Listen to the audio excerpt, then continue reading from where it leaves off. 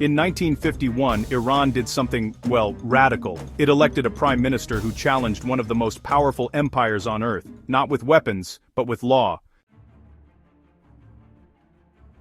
2 years later, that government was gone. The prime minister was arrested, a monarch ruled with secret police, and Iran's path toward democracy was violently reversed. This is the story of how the United States and the United Kingdom overthrew a democratically elected government in Iran, and why the consequences still shape the Middle East today.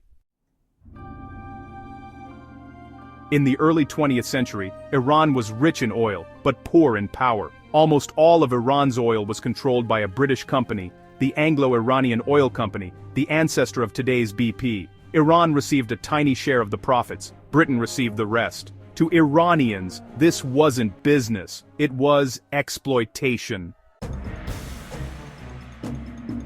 In 1951, Iranians elected Mohammad Mossadegh as prime minister. He was not a revolutionary, he was a nationalist, a constitutionalist, and a democrat. His goal was simple. Ratsar Mamin, Izandashan. Iran's oil should belong to Iran, so he did something historic. Mossadegh nationalized Iran's oil industry, legally, through parliament, with massive public support. For Britain this was, well, a nightmare. If Iran succeeded, other colonies might follow. Britain responded not with negotiation, but with pressure. The United Kingdom imposed sanctions, blocked Iranian oil exports, and froze assets. Then Britain tried something more drastic. They planned a coup. At first, the United States was hesitant. President Truman didn't want regime change, but everything changed with the Cold War. Britain reframed the issue. They told Washington, if Mossadegh stays, Iran could fall to communism. This mattered, because Iran bordered the Soviet Union. In 1953, Dwight Eisenhower became United States president.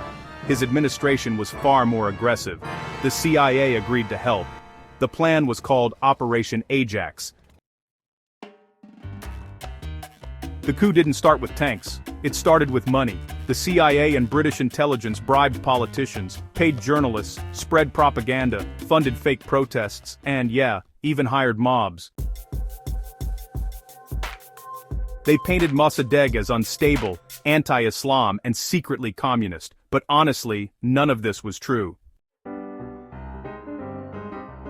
At the center was the Shah of Iran, a constitutional monarch with limited power. The CIA wanted him as a ruler who would be pro-West, anti-communist, and obedient. At first, the Shah was terrified and fled the country. The coup initially failed, then the CIA escalated. They turned protests violent. They pushed the army to act. On August 19, 1953, the military arrested Mossadegh. The Shah returned, not as a constitutional monarch but as an absolute ruler. With US backing, the Shah ruled Iran for 25 years. He modernized the economy but, crushed political freedom. The CIA and Mossad helped create Savak, one of the Middle East's most brutal secret police forces. Torture, surveillance, fear. Iran was stable, but not free.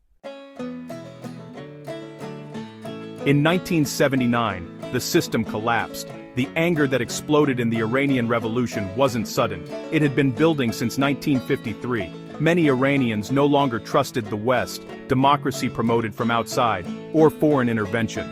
The Islamic Republic replaced the Shah, partly because democratic alternatives had been destroyed decades earlier.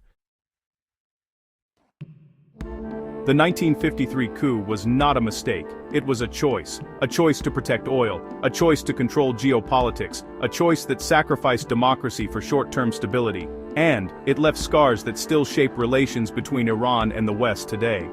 History doesn't disappear, it waits.